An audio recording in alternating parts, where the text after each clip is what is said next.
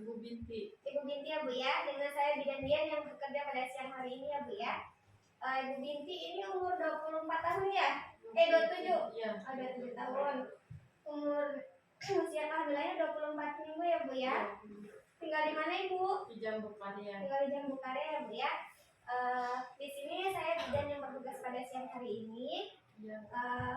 Kita nanti keluhannya tadi apa saja Ibu? Sering banget capek, terus makannya nggak teratur. Makannya males pilih-pilih ya kalau makan ya. Iya. Jadi pengen makan apa aja susah gitu. Ya. Nanti saya akan menjelaskan mengenai nutrisi pada ibu hamil ya Bu ya. Untuk waktunya sendiri sekitar 5 sampai dengan 10 menit. Ada yang mau ditanyakan?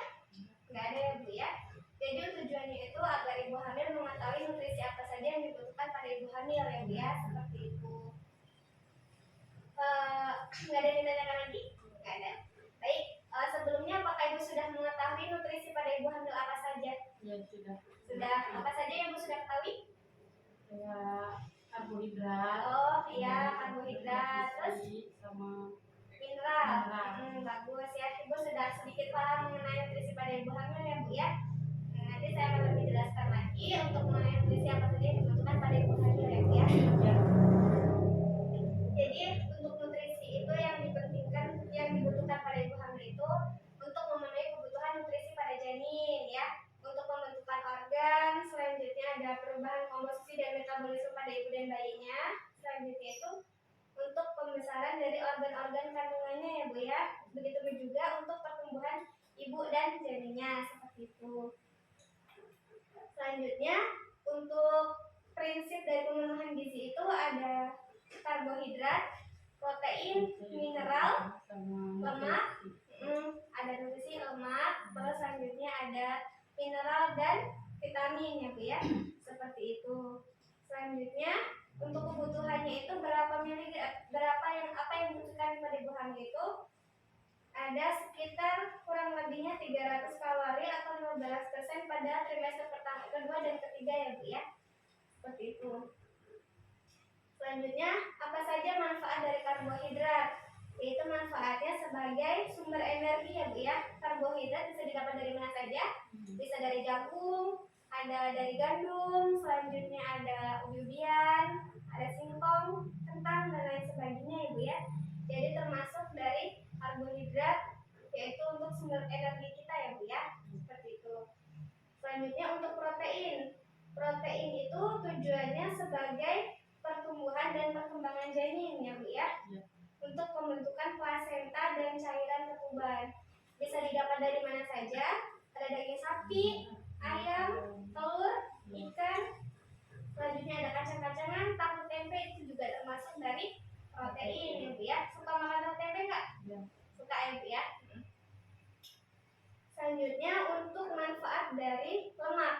Manfaat lemak itu sebagai pertumbuhan jaringan plasenta dan syaraf-syaraf janin ya Bu ya. Untuk lemaknya ini bisa didapat dari kacang-kacangan dan biji-bijian ya Bu ya. Ada terus dari ikan dan telur juga bisa berpengaruh ya Bu ya. Selanjutnya untuk vitamin dan mineral. Apa saja kebutuhan vitamin dan mineral pada ibu hamil yang dibutuhkan? Ada Fe atau zat besi ya Bu ya. Selanjutnya ada asam folat yang sudah diberikan pada awal kehamilan ya Bu ya, sebagai pertumbuhan janin. Selanjutnya ada kalsium dan fosfor. Ini bisa didapat dari mana saja? Itu bisa dari makan makanan dan sayuran ya Bu ya. Kebutuhan vitaminnya itu ada A, B, C, dan D. Bisa didapat dari buah-buahan juga bisa ya Bu ya. Selanjutnya, apakah manfaat dari kebutuhan cairan? Untuk kebutuhan cairan itu untuk mencegah terjadinya dehidrasi atau kekurangan cairan ya Bu ya. Bisa untuk kebutuhannya berapa mili ya? Itu yang dibutuhkan sekitar 2,5 sampai dengan 3 liter pada ibu hamil ya. Kadang kalau misalkan ibu hamil itu kurang minum, ada yang cuma 3 gelas. Kadang kan kalau apalagi kalau ada awal kehamilan, kadang mulai Bu ya ngerasain namanya minum. Minum itu nggak cuma dari air hangat, bisa air es nggak apa-apa, tapi jangan dikasih pemanis ya, seperti marimas atau yang lain sebagainya ya.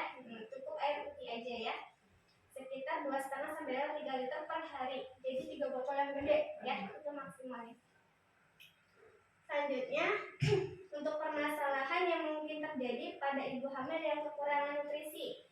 Yang pertama itu ada lahir prematur, selanjutnya ada lahir meninggal, BBLR, atau misalkan lahir dengan berat badannya rendah. Selanjutnya ada cacat bawaan, itu juga termasuk dari kemunculnya nutrisi yang tidak seimbang ya Bu ya. Seperti itu. Selanjutnya, untuk permasalahan yang sering muncul ya, itu bisa dari anemia. Kalau misalkan ibu hamil kekurangan nutrisi ya, itu bisa timbul anemia. Selanjutnya penurunan daya tahan tubuh, atau misalkan ibunya sering capek, lemes, badannya pegel-pegel. Selanjutnya ada perdarahan waktu kehamilan dan saat persalinan, itu juga termasuk dari nutrisi yang tidak terpenuhi seperti itu ya Bu ya. Selanjutnya, untuk pengolahan makanan, ini yang sering salah biasanya ya. Jadi untuk ibu hamil itu pengolahan makannya juga harus sesuai ya Bu ya. Misal penyajian makanannya itu harus matang ya. Daging-dagingnya itu harus benar-benar matang, harus diperhatikan.